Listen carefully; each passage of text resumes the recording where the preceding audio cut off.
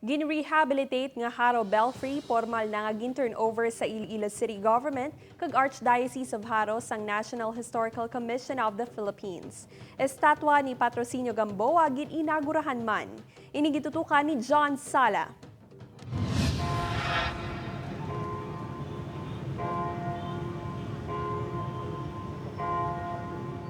Liwat kadabatian ng Carillon Bell so kun lingganay isang kampanaryo di Haro o kun Haro Belfry ini isang purubal nga pag-turnover sa National Historical Commission of the Philippines sa Iloilo City Government kag Haro Archdiocese. January 25, 1948, gintay og sang magnitude 8.2 nga linog ang Panay Island nga gintawag Lady Kaykay. Kabahin sa dako nga nahalitan ang porsyon sang Haro Belfry nga narusdak. Tuig 1744 sa gintukod ang ini nga belfry. Sa karon luwas sa baragtas nga istorya, nagadugang pagid sang duag sa plaza sang Haro ang pag-restore sang belfry. Nakita ko na talagang well appreciated ang ating project na ito. Titingnan po natin ang paligid, makikita natin na ang laki ng pinagbago ng Haro Plaza. Gindayaw man sa mga Ilonggo ang apat ka mga estatwa sa pamusod sang belfry nga nagasimbolo sang four cardinal virtues nga fortitude, justice, prudence, kag temperance.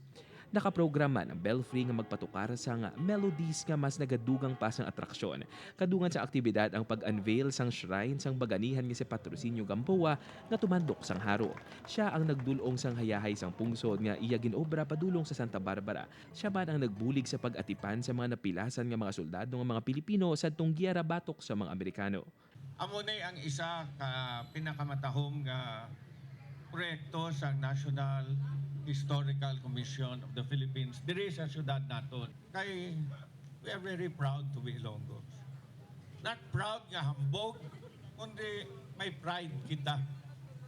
Nga Ilonggo kita. Nga we have a very rich cultural heritage.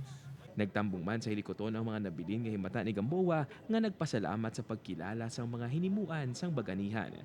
Upod kay Cirilo Renduque, John Sala, One Western Visayas.